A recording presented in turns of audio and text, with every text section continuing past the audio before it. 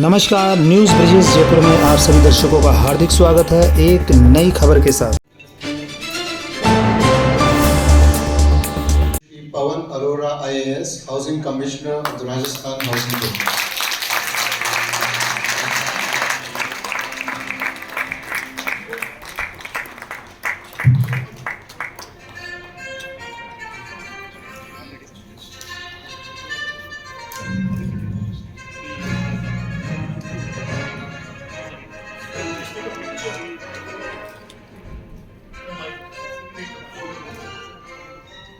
Asif, why don't you come and put the shawl here? It was the honor. Santosh, please come. The commissioner is honored. I think Santosh should also then do it jointly, both of you.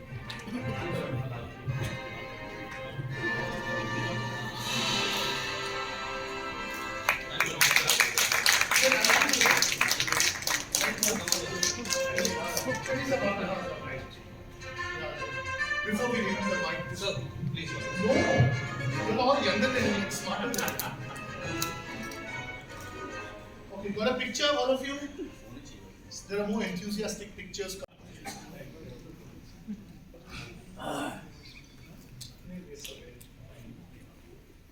Good morning, everyone.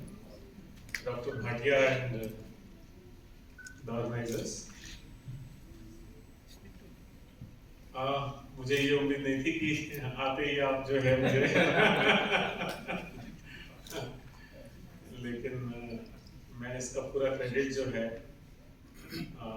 अकेले नहीं लेना चाहता हूँ, मेरी पूरी team, और because we are a state government body, political leadership को भी मैं इसका क्रेडिट देना चाहता हूँ।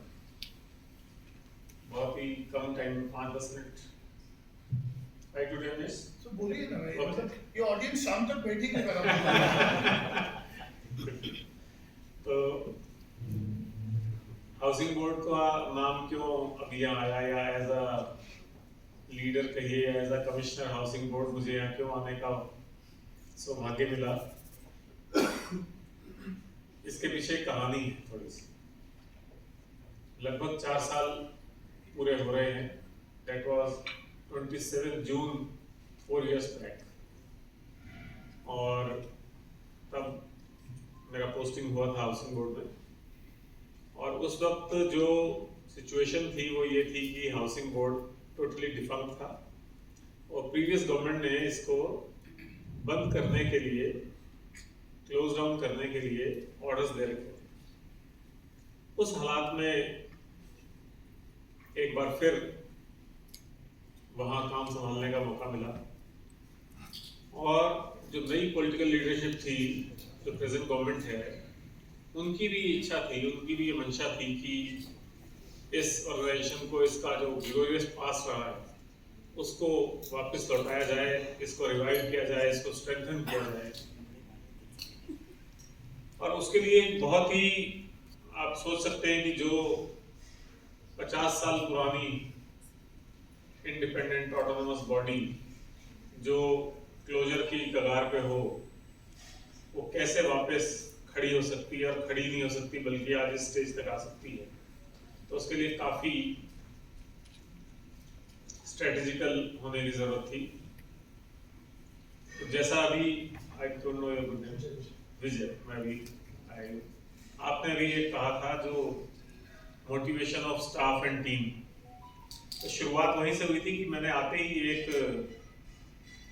चिट्ठी लिखी थी सबको, मेरे पूरे स्टाफ जो ऑल अक्रॉस राजस्थान पोस्टेड था, और उसमें स्टाफ में चपरासी you mean peon and class 4 जो होते हैं, उससे लेकर के driver and helpers and guards, उन सब तक वो चिट्ठी बाय नेम गई थी।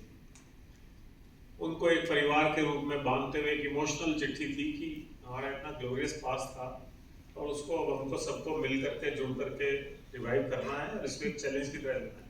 तो वो एक शुरुआत थी, उसका बड़ा अच्छा रिस्पॉन्स आया, और वास्तव में वो पूरी टीम गैदर हो गई, और वो टीम थी बहुत छोटी, क्योंकि गवर्नमेंट में तो, प्राइवेट में तो खैर कितना रिक्वायरमेंट के हिसाब से पोस्ट स्ट्रेंथन या सैंक्शनिंग होती है, लेकिन गवर्नमेंट में एक सेट सिस्टम रहता है। तो मैं अभी 28% ऑफ मैन पावर के साथ काम कर रहा हूँ, ये जिस वक्त ज्वाइन किया था करीब 32-34 थी, लेकिन over the period of time retirements होते गए and the average age of housing board employee is 57 year plus. मैं ये नहीं कहता 57 ईयर में जाके कोई आपकी कार्य क्षमता कम हो जाती है या एनर्जी कम हो जाती है या आपका जील कम हो जाता है ना। हम में से बहुत लोग यहाँ बैठे हैं, लेकिन सिचुएशन ऐसी होती है और खासतौर पे गवर्नमेंट जॉब में जहाँ जॉब सिक्योरिटी होती है, बाकी सब चीज़ें आपकी टेकन केयर होती हैं, तो 57 साल में होते होते आपके अपने बच्चे बड़े हो जाते हैं, उनके करियर के इश्यूज आ जाते हैं, उनकी शादियों के इश्यूज आ जाते हैं, आपके माँ बाप थोड़े और बुजुर्ग हो जाते हैं, उनकी हेल्थ के इश्यूज आ जाते हैं, कई बार आप भी अपना ध्यान नहीं रख पाते हैं तो आपके हेल्थ इश्यूज आ जाते हैं। उन सब के बीच में उस सबको एक नई ऊर्जा के साथ या नई एनर्जी के साथ लगना थोड़ा सा टफ होता है। एनीवे, वहां से शुरुआत हुई। चैलेंजेस बहुत थे, चैलेंजेस हमने आइडेंटिफाई किए। हमारे पास 20,000 अनसोल्ड हाउसेस की इन्वेंट्री थी, 20,000, ऑलमोस्ट 4,000 to 5,000 करोड़ का डेड इन्वेस्टमेंट था, और वो कोई पिछले 1-2-3 साल में नहीं बने थे, बल्कि वो पिछले 15 से 20 सालों में बने थे, लेकिन किन्हीं कारणों से बिक नहीं पाए थे। ये मान सकते हैं कि प्राइवेट सेक्टर के साथ जो कंपटीशन था उसमें कहीं हाउसिंग बोर्ड पिछड़ गया उस वक्त, और उस इन्वेंट्री को क्लियर करना था। कोई बड़े प्रोजेक्ट नहीं चल रहे थे, क्वालिटी के इश्यूज थे, और क्वालिटी इश्यूज पे ही इसको बंद करने की बात आ रही थी। तो इन सारे इश्यूज को हमने आइडेंटिफाई किया, और फिर सबसे पहले हमने सोचा कि हमको ये डेड स्टॉक को क्लियर करना होगा। तो डेड स्टॉक क्लियर करने के लिए हमने ई ऑक्शन और ई बिड सबमिशन का सहारा लिया, क्योंकि अगर हम मैनुअली ऑक्शन करते तो हम एक दिन में 5, 10, 15 प्रॉपर्टी तक कर सकते थे। ई ऑक्शन, ई बिड सबमिशन एक ऐसा प्लेटफॉर्म हमने बनाया जिसमें हम एक साथ 10,000 मकान फ्लोट करते थे। फिर उसको और सिंपल करने के लिए और आसान बनाने के लिए और जनता की रीच करने के लिए हमने उसको नाम दे दिया बुधवार नीलामी उत्सव। अपने यहाँ वेडनेसडे का एक अलग ऑस्पिशियस इंपॉर्टेंस है। आप देखते होंगे आज भी अखबार में था, कल 800 गाड़ियां, cars and 600 scooter, motorcycle Ganesh ji के मंदिर में गए थे। तो उसको हमने थोड़ा सा इमोशनली जोड़ते हुए हमने उसको नाम दिया बुधवार नीलामी उत्सव, और every Monday at 10 AM the e-bid submission starts and every Wednesday 4 PM it closes, और 4:30 पे जो सक्सेसफुल बिडर्स हैं उनकी लिस्ट डिस्प्ले हो जाती है ऑनलाइन। तो वो एक मूवमेंट बन गया, और हमने एक ही दिन में 385 हाउसेज एक ही दिन सिंगल शॉट में भी बेचे, उसके भी रिकॉर्ड्स बने। शुरू के 35 डेज में हमने 1010 हाउसेज बेचे, उसके बाद हमने 12 डेज में 1213 हाउसेज बेचे। तो ऐसे करके वो मूवमेंट बन गया, और आज जो करीब हमारे 18, साढ़े 18,000 या कुछ हाउसेज कैंसिल नहीं होते, उनमें से हमने करीब 16,500 वो डेड स्टॉक क्लियर किया, 16,500। वो कोई मकान जैसी चीज है, मतलब वो कोई छोटी मोटी किसी, आप ये नहीं कह सकते टीवी बेच दिए या मोबाइल फोन बेच दिए इतने। वो मकान है, वो किसी आदमी का, किसी परिवार का एक सपना होता है। मकान में वो तभी इन्वेस्ट करता है जब उसको पूरा चीज वो देखता है, वहां से उसका जॉब प्लेस कितना दूर पड़ेगा, बच्चों के एजुकेशन का वहाँ क्या सिस्टम रहेगा, हॉस्पिटल डिस्पेंसरी कितना दूर रहेगी, ये सब चीजें देख करके एनवायरनमेंट कैसा होगा, सड़कें कैसी होंगी, सीवर, रोड लाइट, ये वो कैसा होगा, ये सब देख करके कोई आदमी अपना मकान खरीदता है। तो उसके आसपास का एनवायरनमेंट ठीक किया। और राजस्थान में लोग मानते थे, शुरू में हमको ये काफी फीडबैक आया कि आप इसको कंप्यूटराइज कर रहे हैं, ई बिड के थ्रू जा रहे हैं, ऑनलाइन जा रहे हैं। राजस्थान में एजुकेशन का लेवल ये नहीं है कि सब लोग कंप्यूटर सेवी हो या कंप्यूटर समझते हो, तो आप इसको कैसे करोगे? तो हमने 92 प्लेसेस पे हेल्प डेस्क लगाई, 92 प्लेसेस पे, हर अपार्टमेंट के नीचे एक हमारी हेल्प डेस्क थी। वहाँ पे हमने आने वाले कस्टमर को अटेंड करने के लिए हमारे स्टाफ के पीछे लिखा ग्राहक ही भगवान है, जो प्राइवेट सेक्टर में कई बार करते हैं, छोटे दुकानदार भी करते हैं। ग्राहक ही भगवान है, आने वाले को भी लगे मैं कुछ इंपॉर्टेंट हूँ, और जो बैठा है उसको भी लगे मेरे सामने भगवान आ, तो मुझे उसको ठीक से ट्रीट करना है। और उनको वहाँ आने पे चाय, स्नैक्स, ये वो, उसके अलावा वहीं पे फॉर्म फिल करने की या ऑनलाइन फिल करने की फैसिलिटी ये हमने प्रोवाइड करी। और उस सब का असर ये हुआ कि जो हम सोचते थे कि किसी एक हाउस के लिए कोई बायर लाना मुश्किल हुआ, एक एक हाउस के लिए, एक एक प्रॉपर्टी के लिए हमारे पास 100 तक बायर है, 100 तक लोगों ने एक प्रॉपर्टी के लिए फिल किया। इसी चीज में हमने थोड़ा सा एक और अट्रैक्शन डाला था, 25% से 50% तक का हमने डिस्काउंट ऑफर किया था। वो लेकिन फ्लैट डिस्काउंट नहीं था, जैसे शोरूम्स में देखते हैं अप टू 50%, वो उस तरह का ही था। तो हमारी जो मिनिमम बिड प्राइस थी उसको हमने डिस्काउंट करके एक लोअर लेवल पे फिक्स कर दिया। और फिर जब लोग उसमें अप्लाई करते थे तो वो कंपेयर, अगर प्रॉपर्टी आपकी अच्छी है, फिर भी अच्छी है, तो उसको हायर बिड करते थे। तो जो हमने 25% डिस्काउंट ऑफर किया था वो एक्चुअली हमको 10 से 12% का ही एक्चुअली लोड पड़ा, ज़्यादा नहीं पड़ा। और बहुत सारी प्रॉपर्टीज में तो फिनोमिनल प्राइसेस आई। अभी मैं आपको रिसेंट एक शेयर करूं इंसिडेंट। अभी यहाँ से मुश्किल से 5-6 किलोमीटर दूरी पे नायला करके एक स्कीम है, वहाँ 750 हाउसेस बना दिए गए थे दस्तकार नगर के नाम पे, ब्लॉक पे, मेरे ख्याल 14 साल पहले, 14 ईयर्स में। और ये शायद सोचा गया था तब के प्लानर्स ने कि जो खजाने वालों के रास्ते में मूर्तियां बना रहा है या जो शहर में कहीं रामगंज में मूर्तियां बना रहा है, वो दस्तकार सारे यहाँ शिफ्ट हो जाएंगे। और वो जो उनके लिए एक इंफ्रा चाहिए था, वो इंफ्रा डेवलप नहीं हो पाया था। अगर कोई यहाँ के रहेगा तो उसको उसके बच्चों के लिए स्कूल भी चाहिए, ट्रांसपोर्टेशन भी चाहिए, हॉस्पिटल भी चाहिए और बाकी सारी फैसिलिटीज भी चाहिए, तो बिक नहीं रहे थे। तो हमने उसमें शुरू में तो दस्तकारों को कुछ और डिस्काउंट ऑफर करके उनके इलाके में कैंप लगा करके उसको डिस्पोज करने की कोशिश करी। फिर हमने देखा कि दस्तकारों में इतना गुंजाइश नहीं है और 750 दस्तकार जयपुर से ऐसे शिफ्ट हो जाए, संभव नहीं था। और वो इलाका पहाड़ों से घिरा हुआ, हरी भरी वादियों से, जैसा ये होटल के आसपास का एनवायरमेंट है, लगभग सिमिलर एनवायरमेंट वहाँ पे है। तो हमने उसका नाम चेंज करके उसको वीकेंड होम कर दिया। और जो एडवर्टीजमेंट होता है उसमें मियाँ बीवी, बच्चा और कुत्ता भी है, और डॉग जो पेट है वो भी लग रहा है। तो वीकेंड आप जाइए, वीकेंड एक नाइट स्टे करिए, अगले दिन वापस आ जाइए और हरी भरी वादियों में आप एंजॉय करिए। और वहाँ कुछ कम्युनिटी स्पेसेस डेवलप कर दिए, क्लब हाउस टाइप फैसिलिटी कर दी, थोड़ा जिम का कर दिया, एक एग्जीबिशन का डिस्प्ले एरिया कर दिया, ओपन एयर थिएटर कर दिया, एक चौपाटी के हिसाब से शॉप्स क्रिएट कर दी, ग्रीनरी बहुत कर दी। तो ये सब करके लोगों में अट्रैक्शन आया और लोग धीरे धीरे उसमें बढ़ने लगे। एक दिन में हमारे 50-50, 60-60 मकान भी बिकने लगा।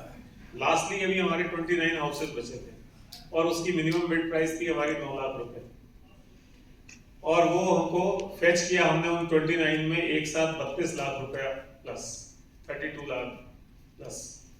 तो ये कैसे धीरे धीरे क्रिएट होती है, ब्रांडिंग होती है, कैसे लोगों को अप्रोच किया जाता है। तो ये चीज हमने धीरे धीरे देखी, सीखी और उसको अप्लाई किया।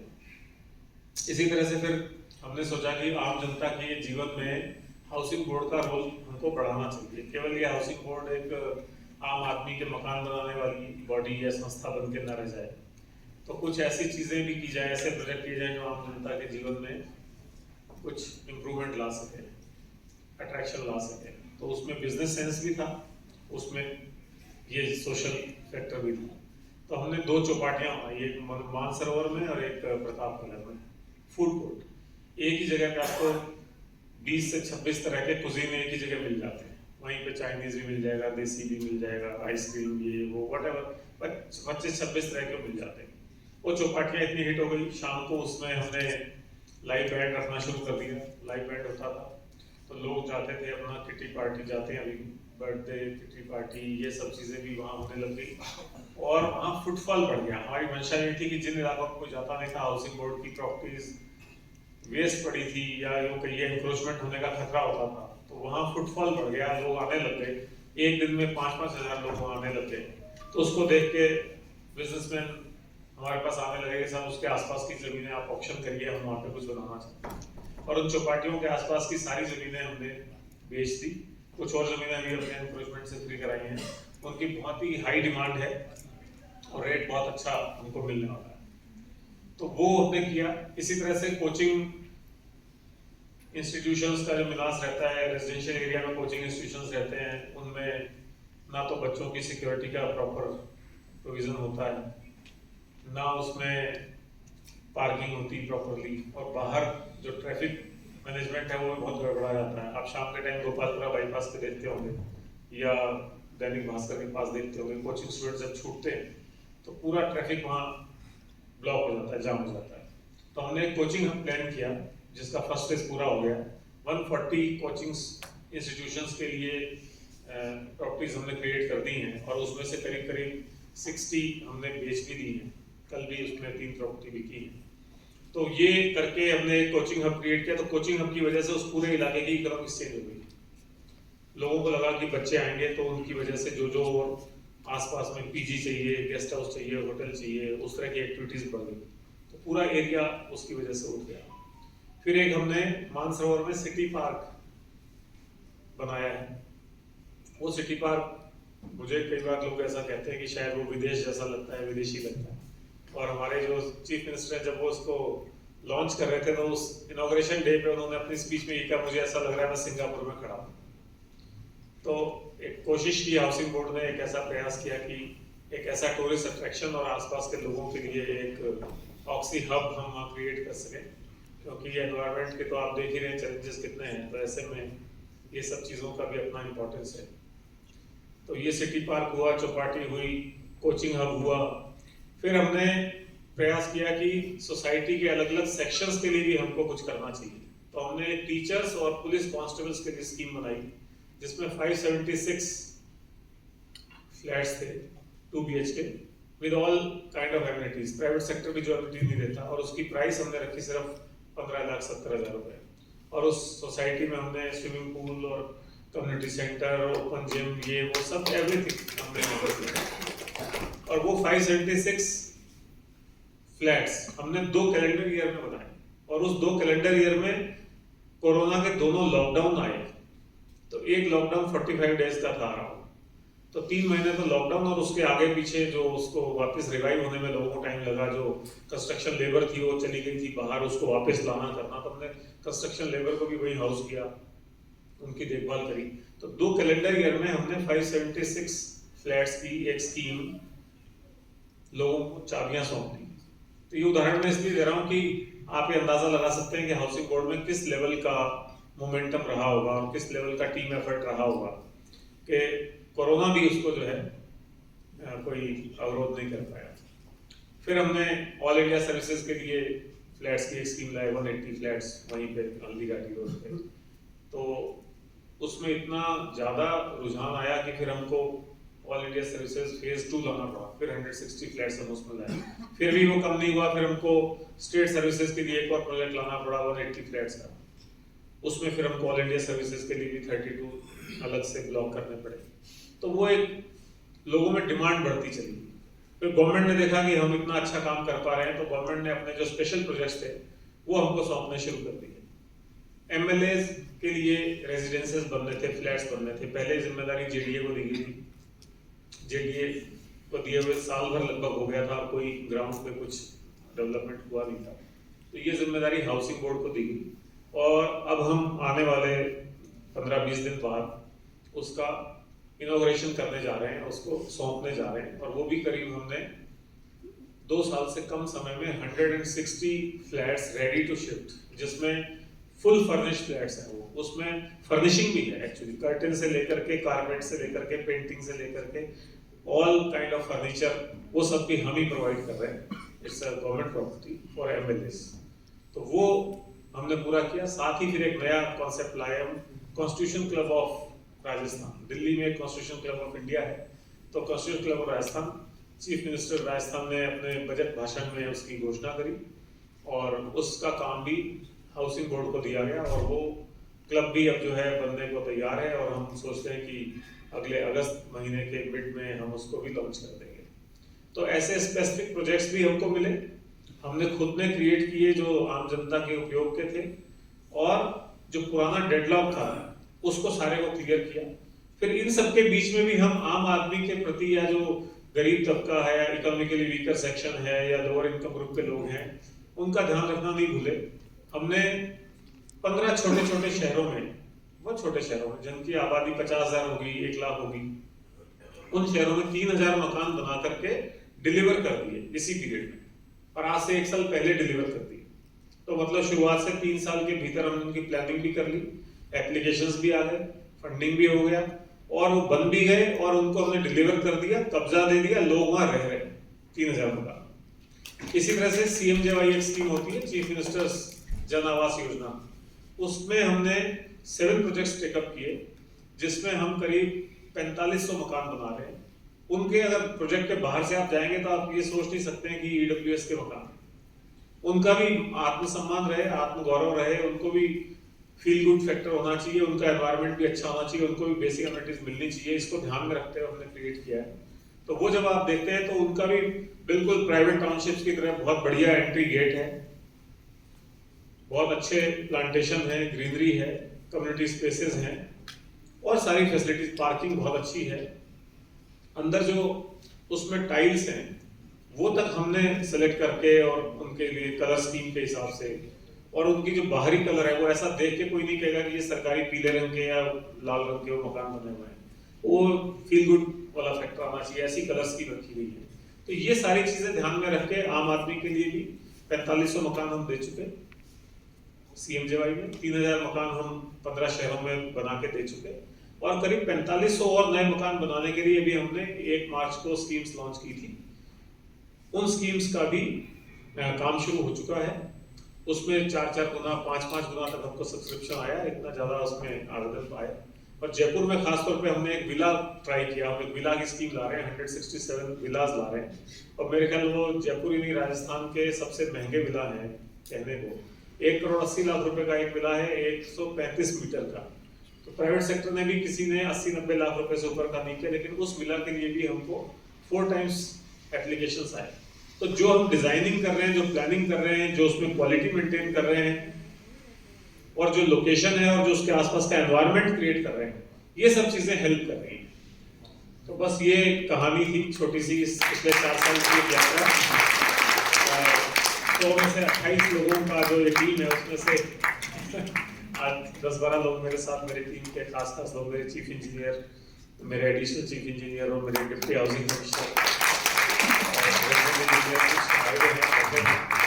मैं आप सबके बीच में भी अपनी पूरी टीम की एक बार फिर सराहना करना चाहता हूँ, इनको क्रेडिट देना चाहता हूँ और बधाई देना चाहता हूँ। Thank you so much.